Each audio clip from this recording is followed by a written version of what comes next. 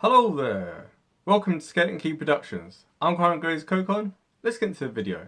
Today's video we're going to be asking the question of what if Germany never unified? Now within this video there are going to be three different points of departure.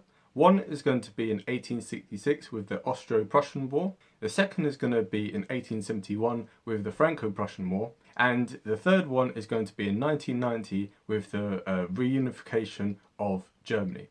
Now I was going to begin this video speaking German as I had done for where I spoke in Russian for the Russian Revolution videos, definitely check that out. However, my pronunciation of German, as those who have watched the channel quite a lot will know, yeah, it's not the best, so I kind of decided against it, right? So just be thankful for that. So in this video, yeah, we're going to look into each scenario. I'm going to get a little bit of context with it because a lot of people might not necessarily know. And then we're going to talk about how Germany and the rest of Europe, and in fact the wider world, would be very different. So within the first scenario, we're talking about the Austro-Prussian War of 1866. Now in German, this is often known as the German War or the Deutsches Krieg. And this is because this was the war between the two dominant powers within Germany, Prussia and Austria.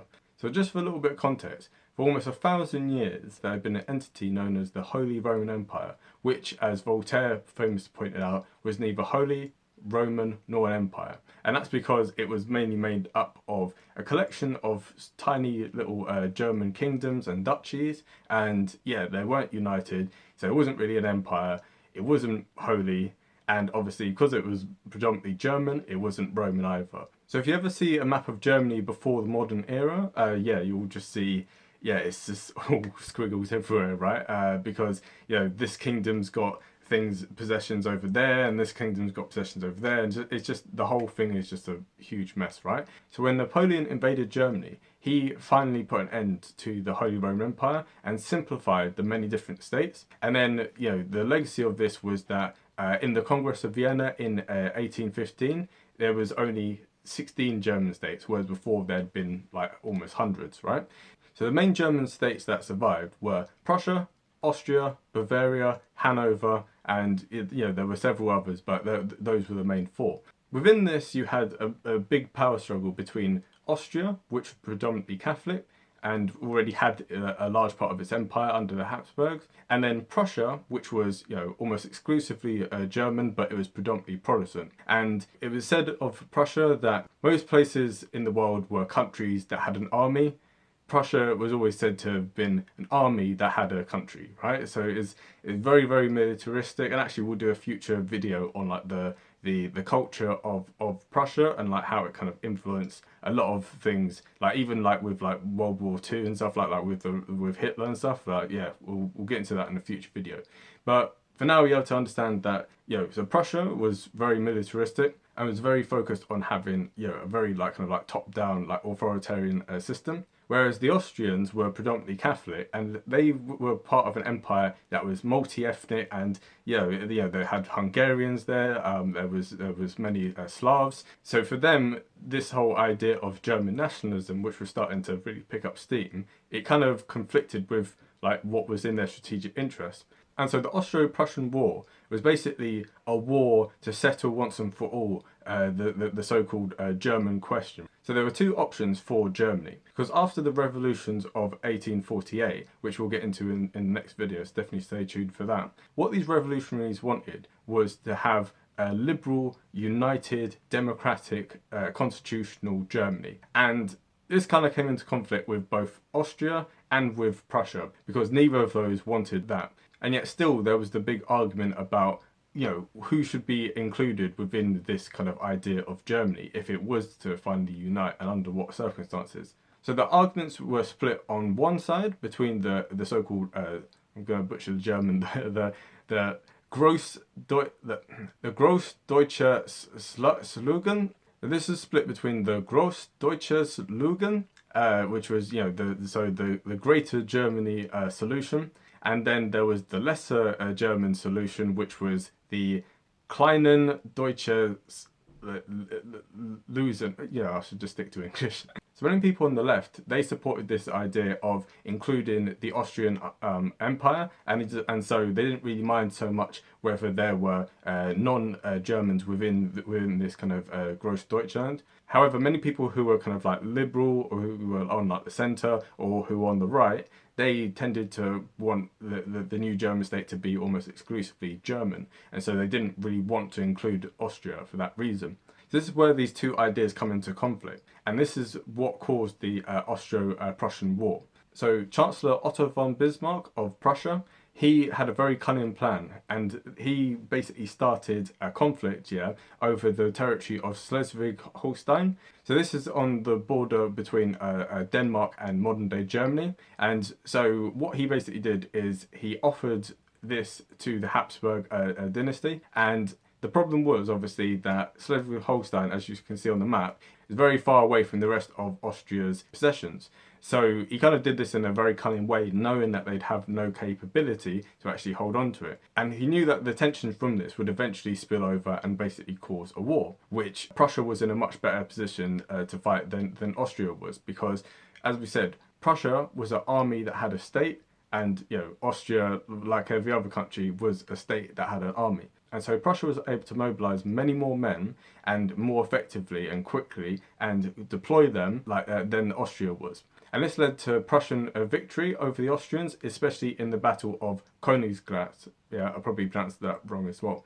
But this was a decisive battle that really determined the fate of Germany and the rest of Europe. Because up until this point, Austria had been the dominant German-speaking power.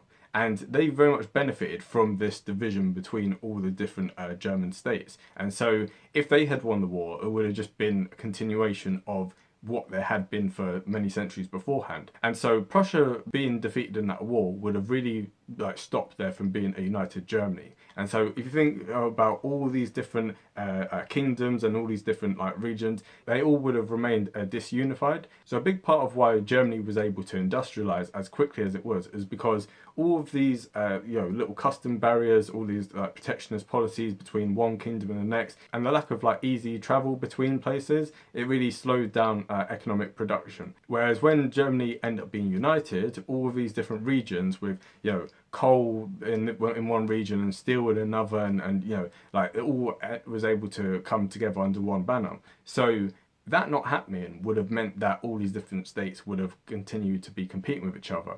Now, that's not to say that Germany would never have unified at some point, and there probably would have been some form of early EU in some regards, where the German states kind of came together in a unified customs union. So you already had the so-called North German Confederation, which kind of came out of this war. So there already was quite a lot of cooperation. Yeah, you still had the kind of German Confederacy in a way, so there still was this kind of unity, but it wouldn't have been as close as it ended up being in our timeline. So if you think about, Germany is right in the centre of Europe. It's geopolitically, it's incredibly central. Its economy is huge in comparison to its neighbours. At any point, the whole point of this whole talk is going to be this: if Germany doesn't unify, it's a very, very different Europe. Because Germany is kind of the centre of gravity of which all different European countries kind of revolve around. So when they're divided, then other countries like France, for instance, are much stronger. However, as soon as Germany unified, it completely tipped the balance of power in Europe in a way that France and the other nations could never compete with. Next, we're going to be talking about the Franco-Prussian War of 1871. So again, a bit of context. Otto von Bismarck, he was, very, very sneaky, a very cunning man. We'll probably do a future video on him because, in my eyes anyway, he's a very cunning strategist, and he's in many ways, whether you agree with everything that he did or said, he still is a very remarkable person in history. So I think probably in everything I'm going to say here, the only way that these two scenarios with regard to the Austro-Prussian War and the Franco-Prussian War, I think the only way these things don't happen is if Otto von Bismarck doesn't become the Chancellor, because I think he was uniquely skilled in diplomacy and in tactics and stuff. So I think I think if you'd had any other chancellor, then those two points of departure probably wouldn't have happened. So what Otto von Bismarck recognised is that the only way that all the Germans would unite is if they had a common foe. And this is what was seen with Napoleon. When France invaded, that's when German nationalism actually really started to kick in, because up until that point, when they did not really had any kind of like common foe, they'd always been squabbling and divided.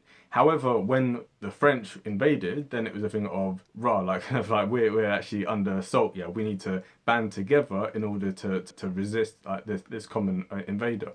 And so Bismarck played this card once again by provoking the French Emperor, Napoleon III. He was very, very rude about the French Emperor to the point where, French honour at that time, like, it wouldn't have been able to stand. And so the clamour to kind of get revenge on Prussia for this insult was like really, really hyped up. And that's when France declared war on Prussia. However, this played exactly into Bismarck's hand, because what he wanted to do was to present the French as the aggressors. And so he was then able to rally the South Germans, states such as Bavaria, to say, look, if we don't come together, the French are going to invade again, as they did under Napoleon. And so as a result, Bavaria and the other southern German states unified with Prussia in this war, and defeated the French within the space of a few weeks and marched straight into Paris. And so it was there in Paris that they declared the establishment of the Second German Reich, or German Empire. So if this war hadn't gone that way, if the French had either just kept their cool and not declared war, and or if somehow they'd be able to win that war, which, given Prussia's like military prowess, I think is probably unlikely. I think the better course would have been if Napoleon III hadn't been so easily triggered, and he didn't go to war over a few nasty comments. So I think if that had happened, then the road to World War One wouldn't have been laid, because a big part of why France was hostile to this new Germany, it was because the regions of Alsace-Lorraine, which they were predominantly German speaking anyway, but that's beside the point. Because Germany had taken that land from them and also forced them to pay reparations. Where are we going to hear reparations again? Oh yeah, if you check out our video on the Treaty of Versailles, and if it's less harsh, that's where we talk about that as well. So it wasn't the first time that reparations had been made to be paid. It was just this time it was the French who had to pay it, and next time it would be the Germans. But if this hadn't happened, then France wouldn't have been angry at the new Germany. It wouldn't have sat there for like 40 years being like, oh, we want these territories back. We want like Alsace-Lorraine back.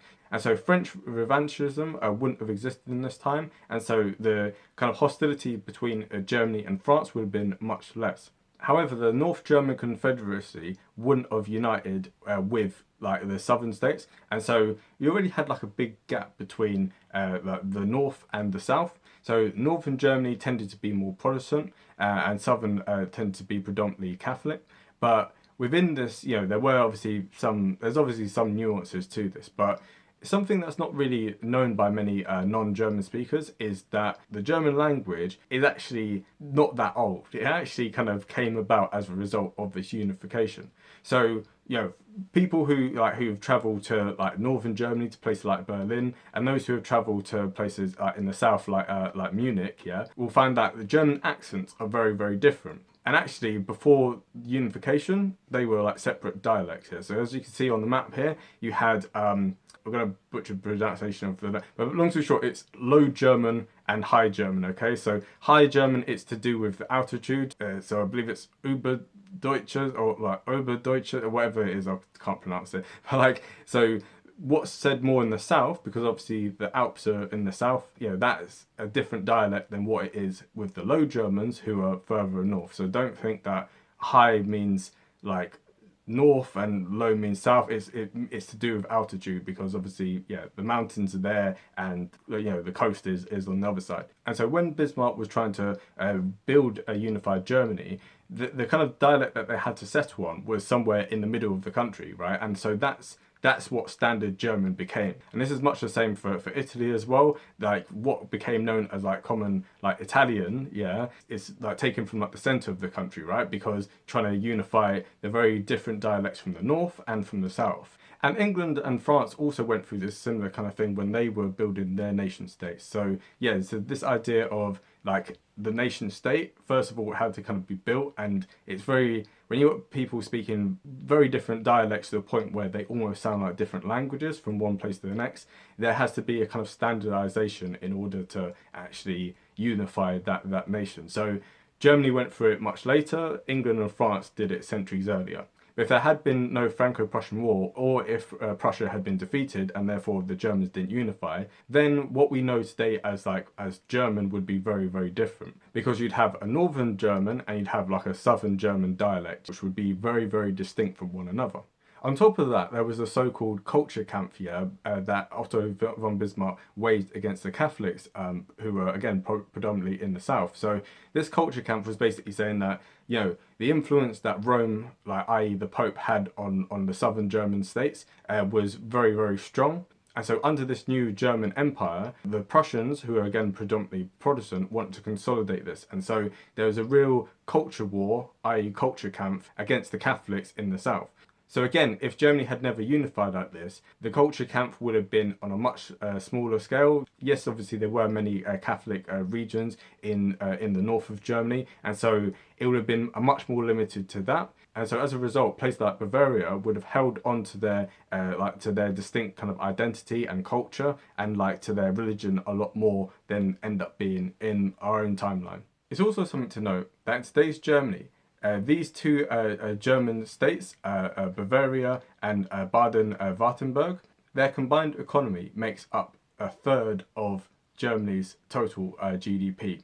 And actually, like kind of, you know, their GDP per capita is higher than in most other German states. And so you're talking about Germany losing a huge part of its economy. So yeah, so there's a very strong argument, for instance, for Bavarian independence, and you know that's a movement that many people have pushed for well, since unification even. And so if unification, like what we saw in 1871, never happened, we would see Bavaria and Baden-Württemberg being very, very separate and being kind of more similar to Austria and to Switzerland than they are to the rest of Germany. And the effect that this would have on Germany itself would be to take it from being the 5th largest economy in the world to being the 10th largest. So it'd be smaller than Britain's, it would be smaller than France's. So it'd be really, really huge if the southern German states had not unified with the northern ones. And now finally, we're going to be focusing on the most recent one, which is 1990.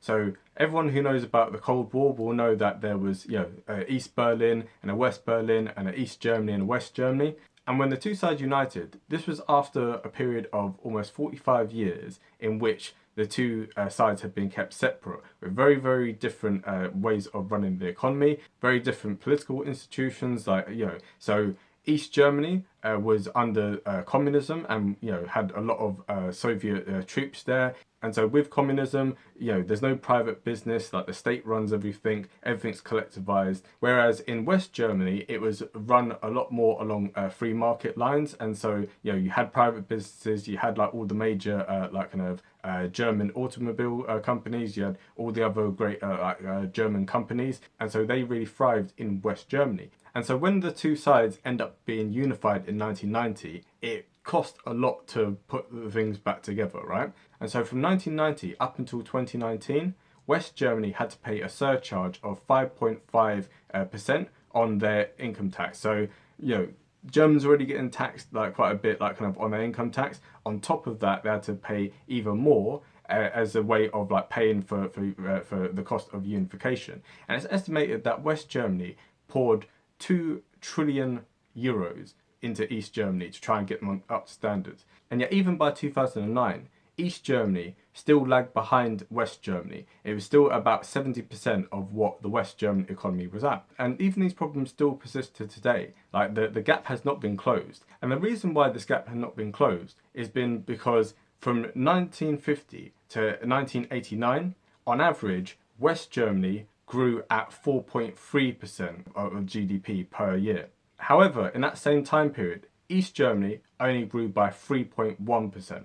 So you think, okay, that's not that much, right? But each year adds on. You're talking about a period of almost 40 years, right? With this like kind of with this gap. And so as a result, East Germany grew at 48% slower of a rate than West Germany did. So obviously, you pour all this money in to try and get them to catch up, but realistically, they've still got a long way to go.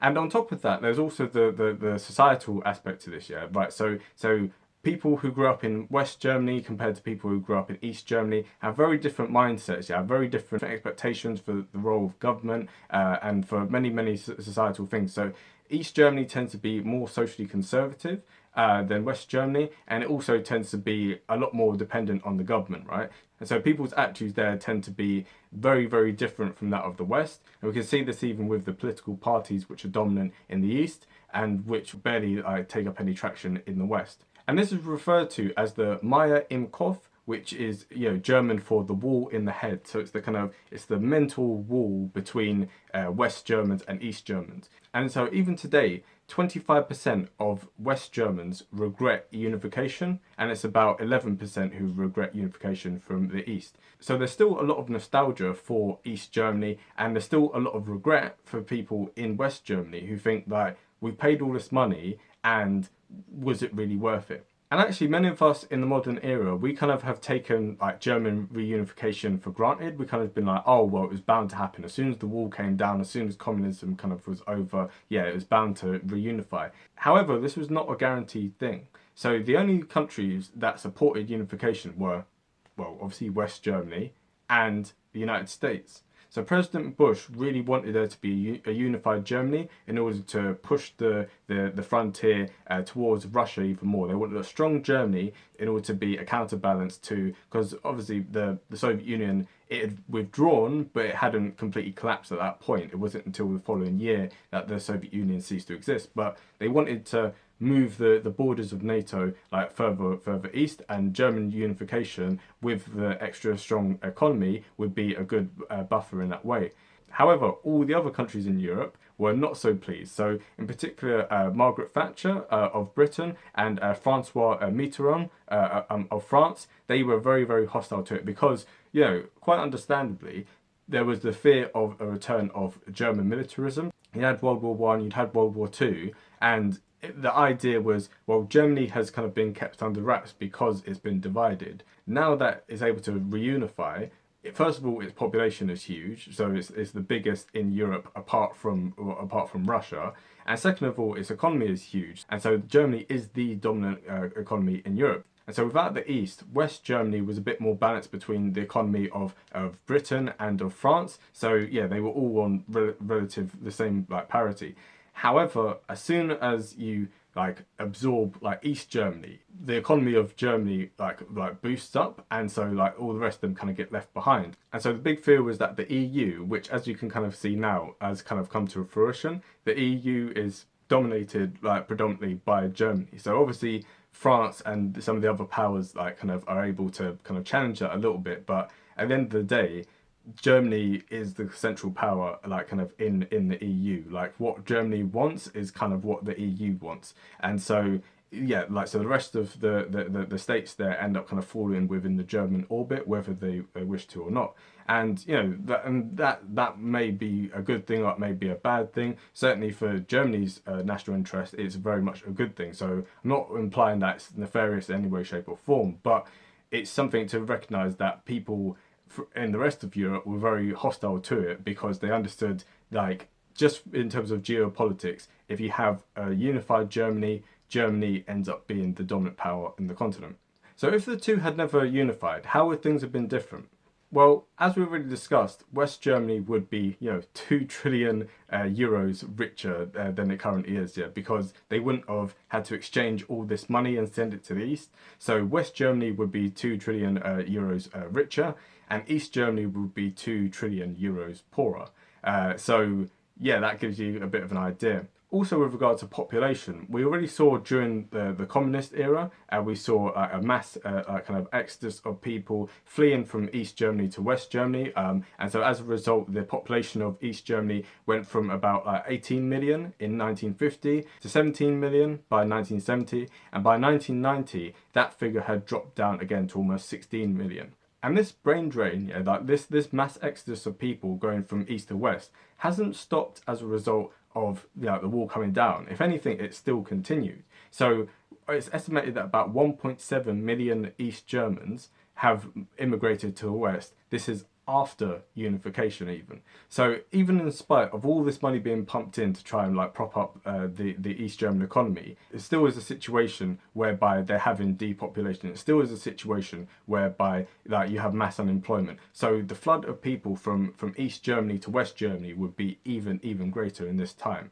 And also as well, there's many like societal issues which are very different from West Germany to East Germany. So for instance, we can see within East Germany compared to West Germany, we can see the number of irreligious people being much greater, and it's obviously as a result of the communist regime really enforcing state atheism. We also see the rate of out of wedlock children being much higher in East Germany than in West Germany. So in East Germany, it's at 61%.